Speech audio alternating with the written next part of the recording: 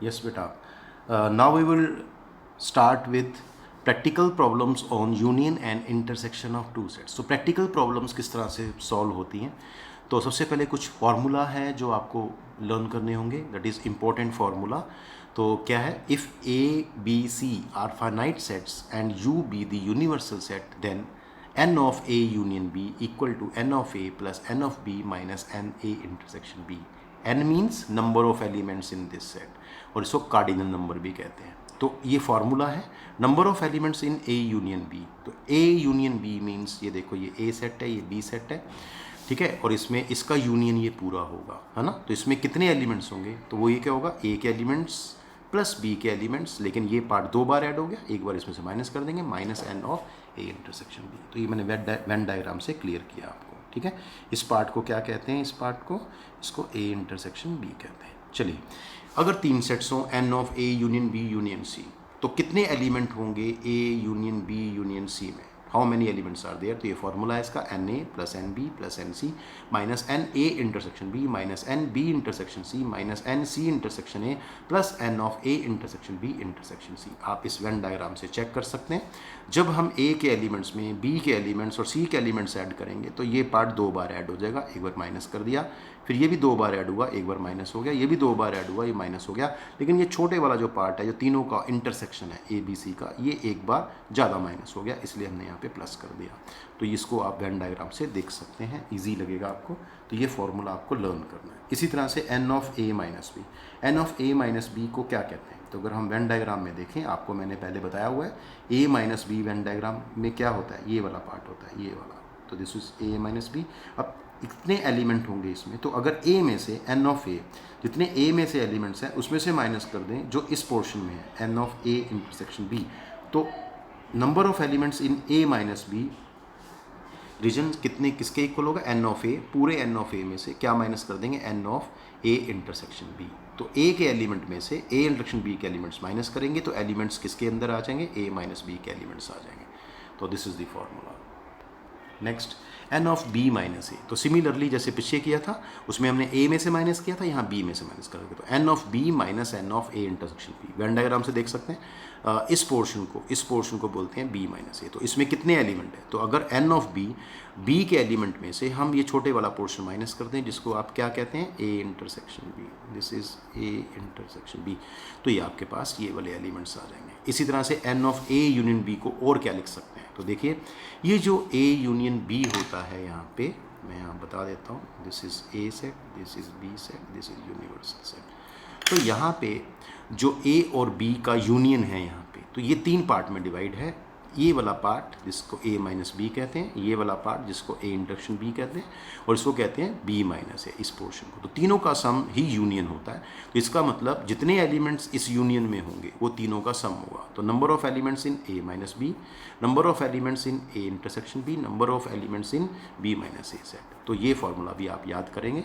N of A union B किसका equal होता है, N of A minus B plus N of A intersection B plus N of B minus A.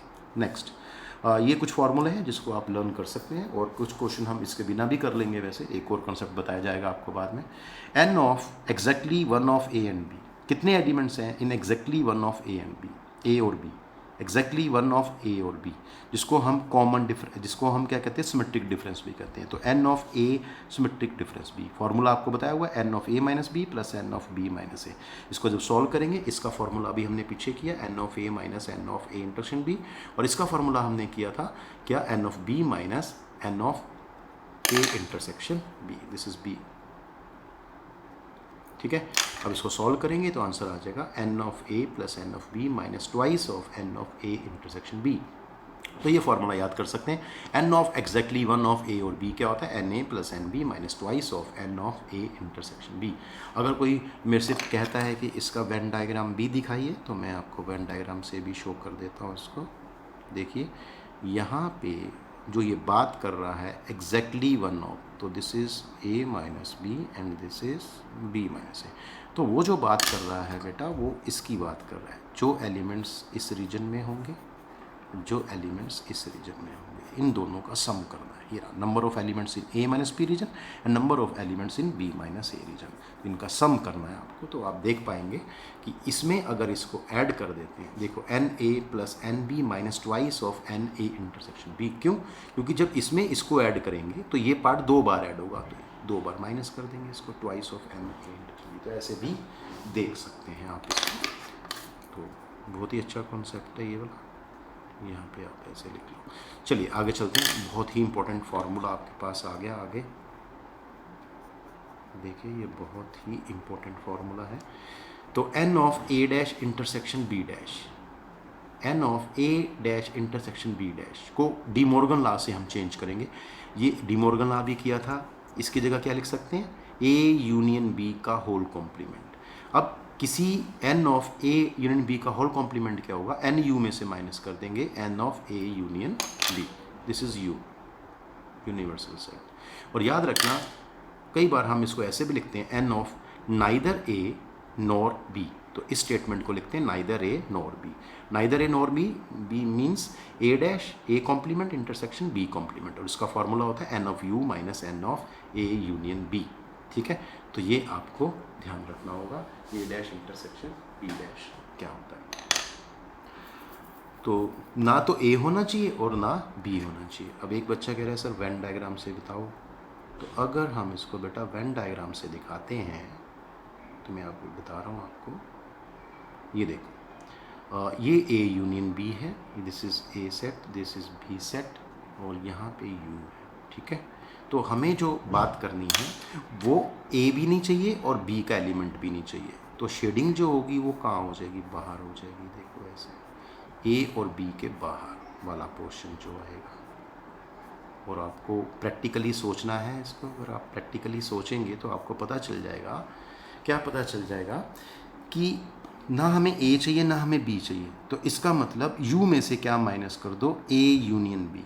तो सीधे सी बात है, N of U number of elements in U minus number of elements in A union B. तो वो elements आ जाएंगे जो ए और बी से बाहर के एलिमेंट्स हैं, जो रीजन में लाई कर रहे हैं, देखो यहाँ पे। तो ऐसे भी सोच सकते हैं, तो ईजी है। चलिए नेक्स्ट देखते हैं, N of A dash union B dash. तो डी मॉर्गन लॉ यहाँ भी यूज़ करेंगे। एन ऑफ क्या होगा इसका De Morgan, A intersection B whole complement, और इसमें क्या बनेगा, एन यू में से माइनस हो जाएगा N A intersection B. Last time union minus हुआ था, यहाँ पे इंटरसेक्शन माइनस हुआ है। चलिए आगे, number of elements in exactly 2 of sets A B and C. इसका वेन डायग्राम मैंने यहाँ दिखाया। एग्जैक्टली 2 ऑफ का मतलब है जिसमें किन्हीं 2 के कॉमन एलिमेंट है। तो ए बी के कॉमन ये हो गए, बी सी के कॉमन ये हो गए, और ए सी के कॉमन ये हो गए। तीसरा बीच में मिक्स नहीं होना चाहिए, जैसे ए बी का सिर्फ ये होगा, अगर ये लूँगा तो सी भी आ जाएगा। तो ये पोर्शन ये पोर्शन ये पोर्शन, इसमें कितने एलिमेंट होंगे, this plus this plus this. तो इसका फॉर्मूला ये रहा, number of elements in exactly 2 of the sets A B and C. तो क्या होगा, देखो कैसे बनाया मैंने।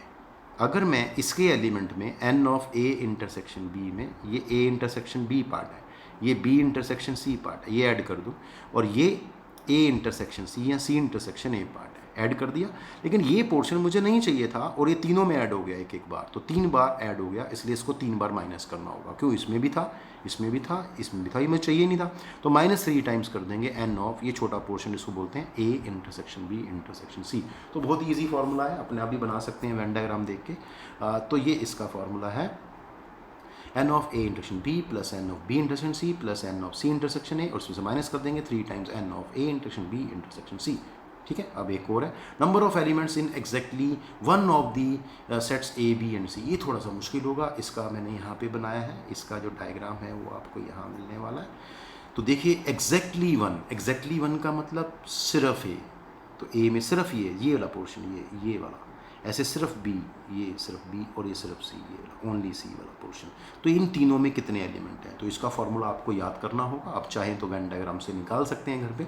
तो क्या होता है, n A plus N B plus n C minus twice of N A intersection B plus N B intersection C plus n C intersection A, और plus 3 times n A intersection B intersection C. ये आपको देखना होगा खुद ही, तो आप इसको देख लेना, ये फॉर्मूला मैंने सीधा लिख दिया है। ठीक है, ये फॉर्मूला इसका, ये फॉर्मूला इसका। तो इस तरह से ये कुछ फार्मूले हैं जो आपको याद करने होंगे। आगे जो क्वेश्चन प्रैक्टिकली करने वाले हैं उसमें काफ़ी काम आने वाले हैं आपके फार्मूले। चलिए अब क्वेश्चन देखते हैं किस तरह से आता है। If capital X and capital Y are two set such that n of x is equal to 17, n of y equal to 23, n of x union y equal to 38, then find the value of x intersection y।